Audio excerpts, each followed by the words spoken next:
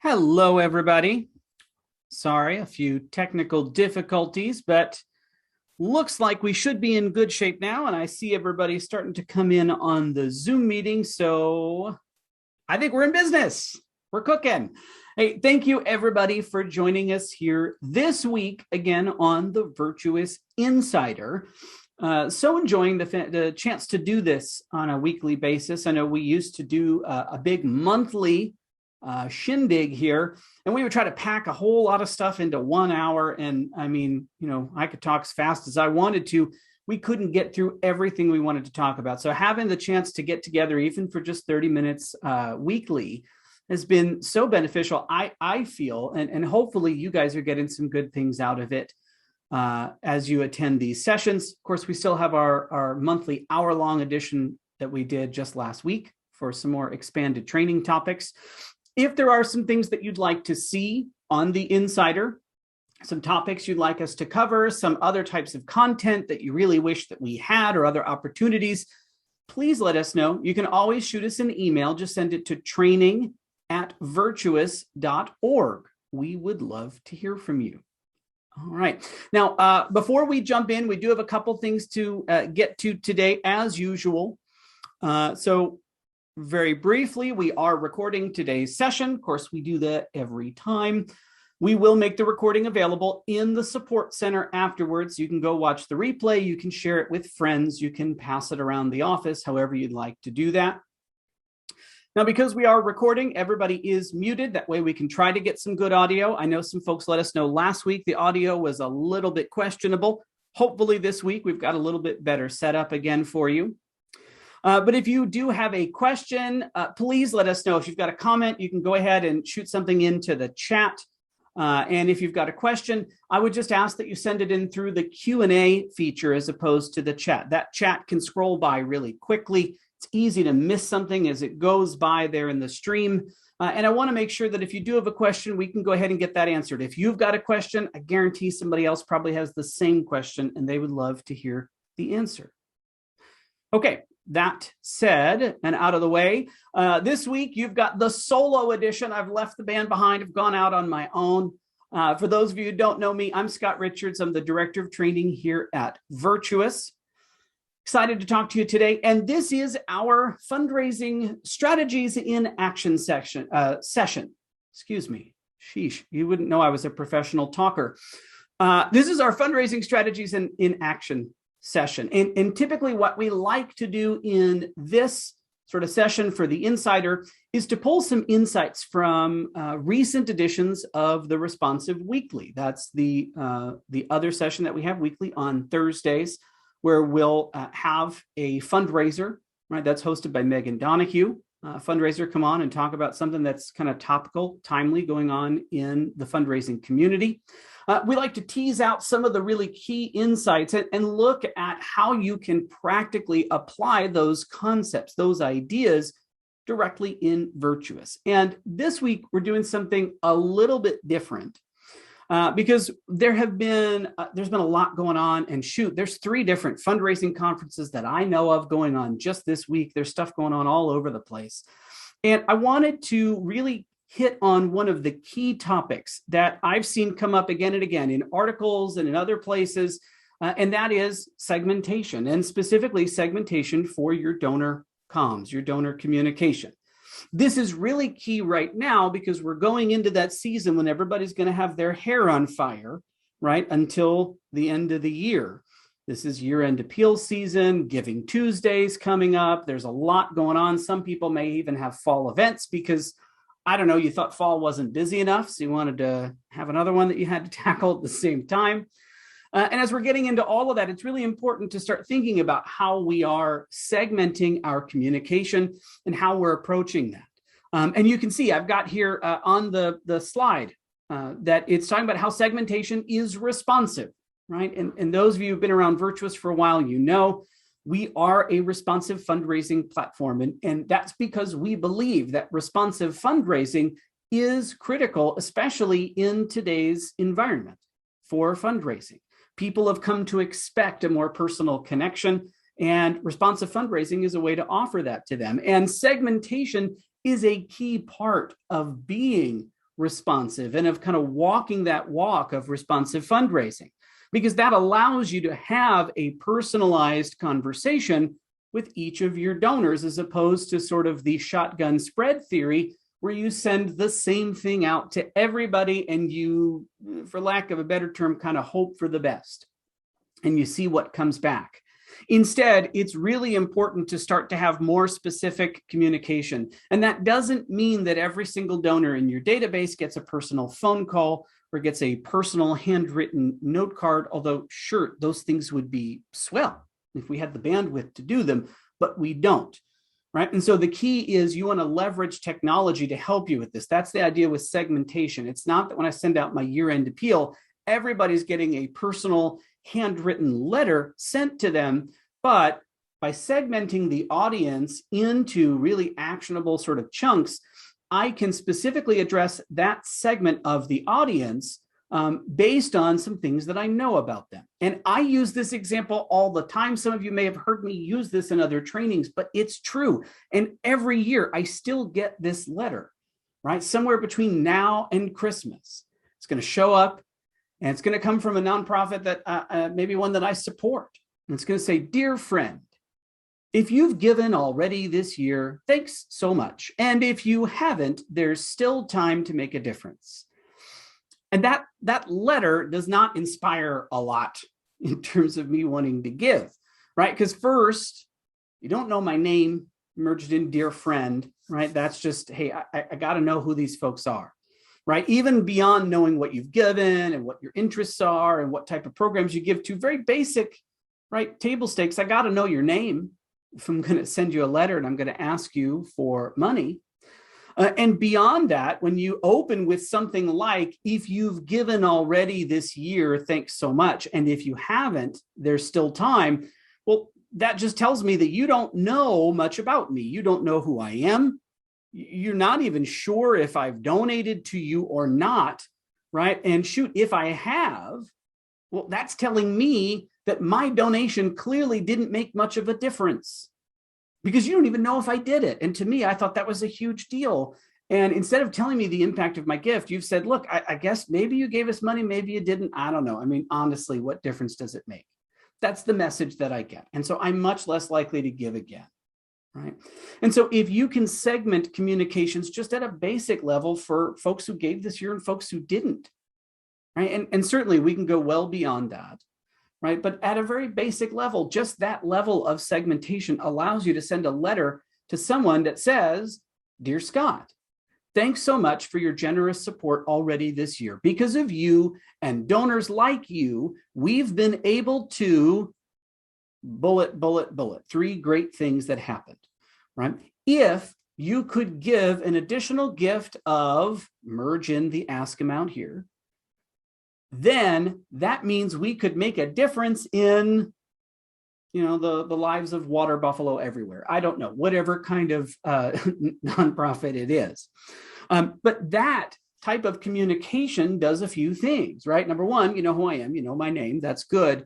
Number two, you thank me again for my gift, which you can never do too many times. But even more importantly than thanking me, which is very polite, you told me the impact of my gift. Right? And that impact could be as specific or as general as you want. Here we just said, because of you and donors like you, here's the difference that you made. That still tells me I was part of making a difference. And then you go on to make an additional ask. And now I'm feeling really good. I feel like I did something good in the world, or we've done it together. I'm way more likely to respond with a gift.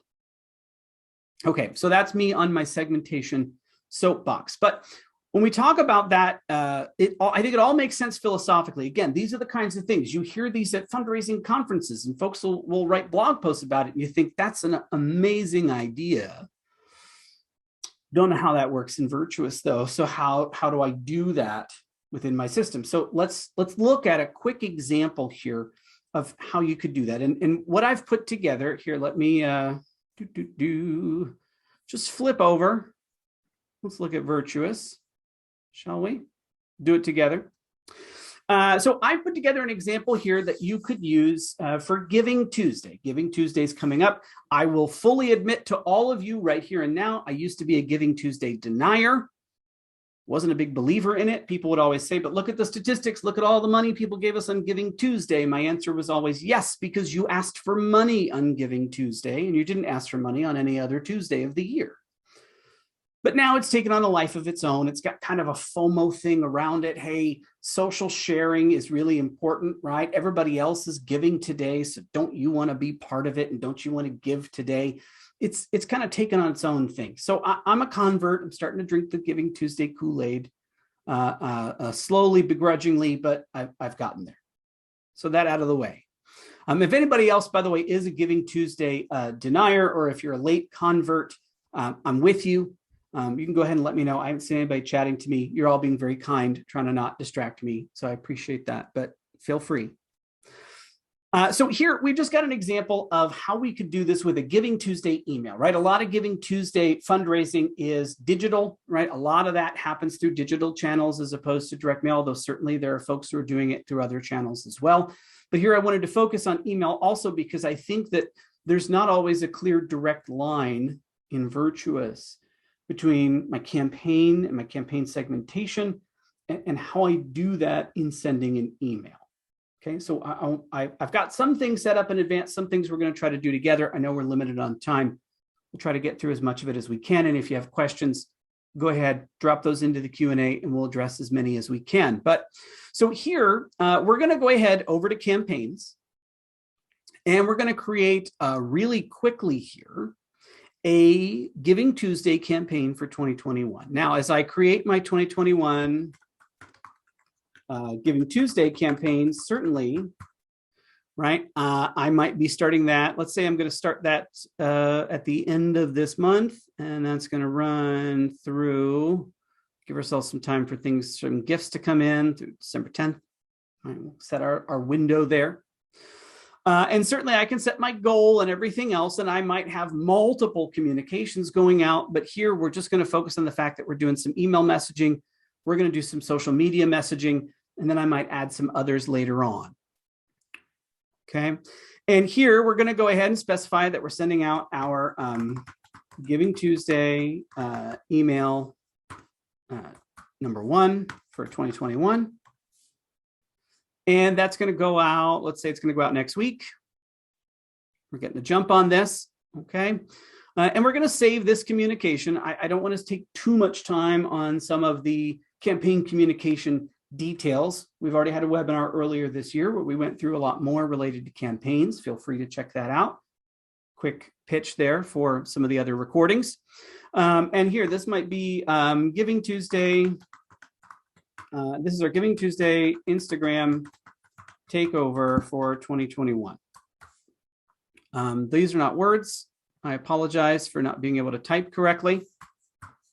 There we go. Shoot, I don't know. We'll just say we're going to do this as a weird Halloween thing. I don't know why we wouldn't do it on Giving Tuesday, but just because. We'll save that communication. That's going to land me on the last communication we created, which is the social media one. We're going to click on our breadcrumbs here, right? That takes me back to viewing the campaign. And from here, I can see I've got my 2 different communications. Here's Giving Tuesday email number 1 for 2021. Sorry, I just realized you guys are getting all this profile view of me. Apologies. Not trying to be rude. I just got too many monitors going. But here we're going to actually just set this up in 2 different segments because this is going to be our previous Giving Tuesday donors. Okay, and we're going to go ahead and save that segment. And then we're going to add another segment. And this will be Giving Tuesday non-donors. And it's giving me a sample suggested code. Thank you so much for the sample suggested code. Don't mind if I do, I'll go ahead and use that.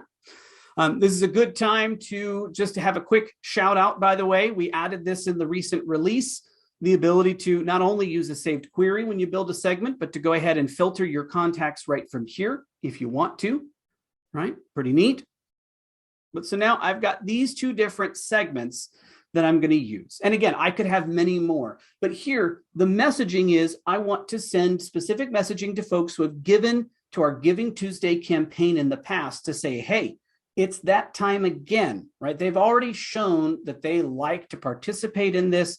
So, hey, thanks so much. Here's the impact you and other donors made last Giving Tuesday. This year, we want to do even more, right? That kind of message. And then for the other folks, I want to kind of push the FOMO a little bit. Hey, everybody else was able to do this. Now it's your turn to join in.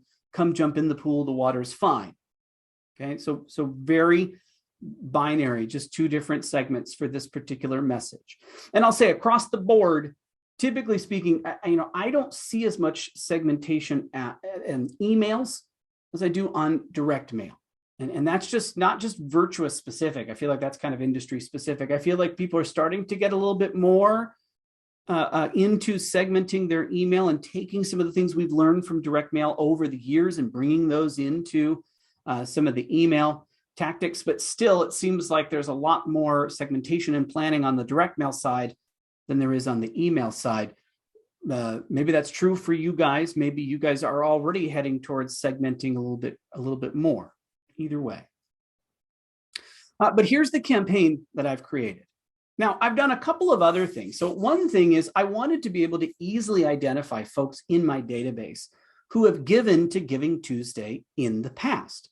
I wanted to be able to have a tag for them so that I could easily pull them in when I'm sending mailings, or I just want to look at the folks who've done Giving Tuesday, right? That's a segment, that's a population I might want to use again and again. And so in order to do that, I went ahead and I created just a really simple workflow. And this is to tag folks who have given to Giving Tuesday. Now, I could have focused specifically on Giving Tuesday for 2020. Here, I went a little bit more broad and just said, you've given to any of my Giving Tuesday campaigns in the past. If they have, then we're going to tag them as a Giving Tuesday participant. Okay. And in order to do this, we've got a query powering this bad boy, as you often will. Of course, you do have the ability to build filters when you create workflows, but here we need giving data. So we needed to build a nested query, and that necessitated using a saved query as opposed to building a filter. And here my contact query is actually very easy. It just says, I want all the contacts who are in my Giving Tuesday gift query. Right? The gift query is really where that data resides. And if we were to follow this all the way down the rabbit hole, we can click on edit here. That'll take us to that gift query. All that's looking for is anyone who gave a gift where the campaign name contains Giving Tuesday. Now, I'm not a big fan of querying on campaign name or names contained because there's a lot of wiggle room there. But here it was pretty specific to Giving Tuesday. If I wanted to find everyone who gave to last year's Giving Tuesday campaign, then I could do campaign name is. And while I still don't love querying on names because names don't have to be unique, right? Here, at least, if I start to type in giving, you'll see that it's a drop-down list. It's letting me select one of my Giving Tuesday campaigns. So that's a lot better and a lot more targeted, right? It's a select list as opposed to just free text. But here we just said, hey, the campaign name contains Giving Tuesday, and that's who we're looking for. So I've got that running in the background so that anything that I'm doing related to Giving Tuesday, it's easy for me to grab that segment of my donor population. Now, for sending my email, here's what we're going to do. We're going to flip over to Virtuous Marketing. Man, these 30-minute insider sessions just go so fast. And we're going to come in here to email, and we're just going to pick a template. And I've got some, as you can see, gorgeous looking templates in here, including this strange one with all kinds of bizarre colors. I don't know why it looks like that. Maybe we'll just use one of the starter. Those are fun too. It doesn't matter. We'll go ahead and make a copy of this, and we're going to use that to create a new email. And this is going to be Giving Tuesday, email number 1, 2021. A lot of data in that name there. When you're using an internal template, you're going to copy. When you're using one of the Virtuous system templates, then the options are a little bit different, right? It says, do you want to make a template or do you want to create an email? So the behavior is slightly different, but here we are. So this is my email. Looks like I've already got a fake subject line in there. That's fine too. And it's going to my general communication list. And in this case, maybe that's who I want to send this to. I want it to go out to everybody on the general communication list. They've subscribed for my generic sort of comms strategy. That's okay. And when I hit next here, that'll take me into the email. Okay. And whatever my call to action is, right, my CTA, wherever I'm saying, hey, go ahead and give now or donate or, join in for Giving Tuesday, I'm going to have a button. So here's that call to action button. And this is where I'm going to put in the URL for my donation form. Whatever page of my website, I'm going to drive them to. Maybe you've got a specific page set up for Giving Tuesday with specific messaging. Maybe you're just sending them to your generic donation page. Both are fine. And what I want to make sure that I do is whenever I put up that URL, remember that you can add segment codes to your URL. That way I can attach a specific segment code to the gift. And so here, if this is going to be for the first segment that I have, right, the past donors, I want to take that segment code and I want to build that into the URL. And if I've got multiple points where I've put that call to action button in, and it's going to the same place, I want to build it into all of those so that no matter which one someone clicks, when they go to that donation page, it knows, hey, this is someone who got the Giving Tuesday email number 1 for 2021, and they got the the past Giving Tuesday donor version of the email. Okay, so that's what we want to do here. So then once I've got this put together, I can go ahead and I can publish it. There we go. I want to save it with all my changes and publish all of that. I want to send this to my general communication list, but now I want to segment that group a little bit further. Okay, so I'm going to send it to the general communication list, but I want to use my advanced options. Here, remember, you can use either a contact query or an individual query to target a specific group of either contacts or individuals. Now, here, we're going to send this specifically to anybody who's donated to the Giving Tuesday campaigns in the past. Of course, giving is at the contact level, so that's going to be a contact query. Now here, I can actually use the same contact query. Oh my gosh. Giving Tours Day is a big thing. It's sweeping the nation. So here, I can go ahead and select this Giving Tuesday donors all time, right? And that's what's being used in powering that workflow to tag folks. And I can use the same query right here. And then I've got this set. I can go to next. I can schedule this send. So I could say, yep, I'm going to send this out next week, right? And I'm going to schedule it to send later. And I could go ahead and I could send this. Okay, remember, you can come back to that targeting space if you want to. Oh, go away. Yes, you guys can see a little preview there. There's a photo of someone from Ted Lasso. It's going to be one of our training videos coming up soon. But I can go ahead and include other groups if I want to, right? Totally fine. But then again, I can schedule it to go, set it up to send later, right? It's going to figure out how many folks it's going to go to. And if I hit send, that's going to schedule that email.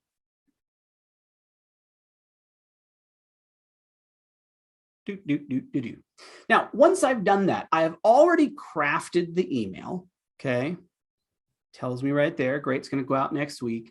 It's going to take me back to the email page. Here's Giving Tuesday email number 1, 2021. I've already set this up to send, okay? Now, if I were to click on this, so here's everything we just put in. Now, I can come in and I could make some changes to the language. I could change the text a little bit because I want to make sure now I'm specifically talking to the folks who have never given to my Giving Tuesday campaign before and say, hey, here's the cool stuff other people have been a part of. Don't you want to be a part of that too? Okay. And by the way, I noticed we had a few questions come in about adding the segment code in here. So whatever your giving URL is, let's say it is virtuous.com, right? I mean, it's virtuous.com/give. I don't know. Then remember, you can do question mark and then segment code equals, and then whatever your segment code is. So GI, 0921 is I think what one of our segment codes was. I think the second one might have been this, okay? You do want to spell the word segment correctly. That's par for the course, okay? But that's how you can add a specific segment code into that URL. Okay. And there is an entire article on that in our support section as well. So you can see that. That'll go through all the different things you can add as URL parameters. You can add segment codes, you can add project codes, you can add media outlets. There's a couple of cool things you can do there with that URL. But now that I've done this, I can also come in and publish this version of the email. So same email, I can just change some of my text, change everything else. And here I can do the same thing. I'm sending to the same list, but instead this time I want to make sure that I'm excluding everybody who's in that Giving Tuesday query, Giving Tuesday donors all time. So the first time I sent it to people who were in the general communication list, but only if they were one of my Giving Tuesday donors. Now I'm sending this other version to everybody on the general communication list who is not a Giving Tuesday donor. I'm using the same query, but here I'm using it as an exclusion query, okay? And then I can go ahead and I can schedule that to send as well. Now here, what we're taking advantage of is the ability to create multiple versions of the same email. Okay, because all we did was click on that email, make some changes, come in, and then we can schedule another send. And maybe this one's going to go out on the same day, right, on the 29th. We can schedule it to send later.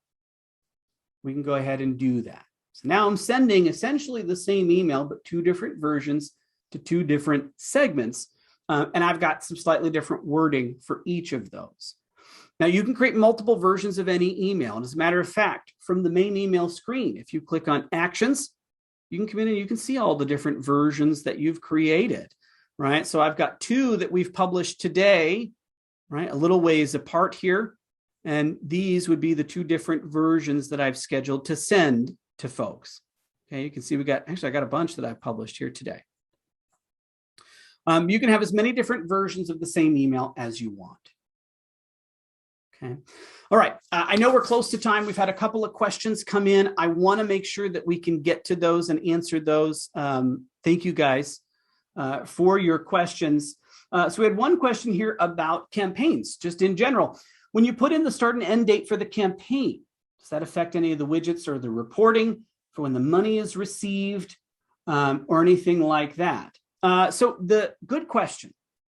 The dates for your campaign, they're not going to affect things like gift processing or gift entry, anything like that. If someone gives after the campaign is over, you can still put that gift in and that's fine. What they are going to affect are some of the baked in, the standard campaign reports in Virtuous. Those campaign reports, if we go real quickly over here, wherever I put that, here we go. We can go into our dashboard. So on the dashboard, you've got a couple of campaign reports that are built in here, campaign giving and campaign summary. Okay, and when I go to run these reports, it gives me the option to put in a time frame. This time frame here is not looking at gift dates. That doesn't know anything about that. This is looking at the dates for when that campaign was active. So if I were to run this and put in a time frame, it says, okay, I only want campaigns that were active in this date range. That's what those dates for your campaign are really going to impact or be used for. But a lot of your financial reporting and queries and everything else is going to be based on gift data and the gift date, not the campaign date. So it shouldn't throw off any of those really critical business processes.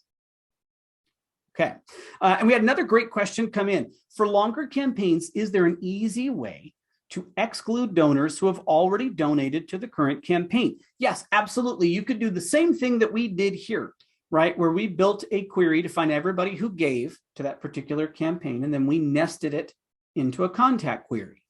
The key here is to remember that when you nest a query, okay, you can do this as quickly as we can here. You can open up iTunes, apparently. Geez, man. I swear I use a computer for a living, just FYI. I know it doesn't appear that way at the moment, but it is my job. You can come in here and you can say contacts not in. So for example, if I wanted to exclude anybody who's given to my Giving Tuesday campaigns in the past, I could say contacts not in my Giving Tuesday gifts all time query, right? That would let me find everybody who hasn't already given to the campaign, or as you said, exclude anybody who already has. And that would be the easiest way to be able to do that. Okay. I think that's it from what I saw in questions. Oh, no, just kidding. I see one that came in here through the chat. Oh, go away here, you Apple thing. There we go. Question was, can we set up ongoing campaigns? So no, I know we talked a little bit about the campaign dates. Campaigns are designed to be finite, right? And that's to make it easier to measure my year-over-year growth. I want to look at my general campaign 2020, compare that to my general campaign 2021, and see how our performance has changed over time. Projects are ongoing because that's your programming. You're doing that all the time. But campaigns are finite. You're constantly going to be trying new things to raise money. Even if you're doing many of the same things that you did last year, right? I might be changing a little bit about those tactics this year, and I want to have new campaigns to track that this year. And whether this year means calendar year or fiscal year, that's going to be up to you and your organization. Okay. So thank you guys for joining us. I know we went a little bit over our time. I do want to remind you, we're going to have our spotlight session next week. We're going to do the same bat time, same bat channel. So please come join us.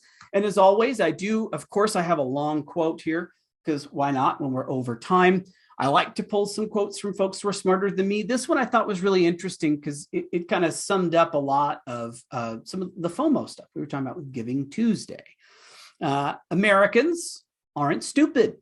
We are, however, preternaturally disposed to herd behavior, FOMO, with a strong desire to preserve a sense of individuality and maintain control over our decision-making. We're joiners. We don't want to be left out of fads.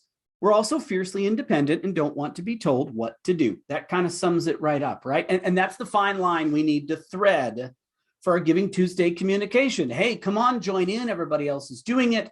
But at the same time, we want to be having a specific and personalized message or conversation for each of our donors. We don't want to send the same thing to all of them. So I thought this kind of summed up everything we were talking about today. And that is from Holly Whitaker. She is an author. She wrote an interesting book, Quit Like a Woman. And that was on looking at how hard it is to quit drinking alcohol and beyond some of the sort of the therapeutic approaches, looking at the societal pressures and everything else that surround that. She's an interesting author. If you want to check her out. Okay. I think that's it. That'll do it for another week here on the Virtuous Insider. Thank you guys so much for sticking with me here, a couple minutes late, and I will see you all again next week. Bye, everybody.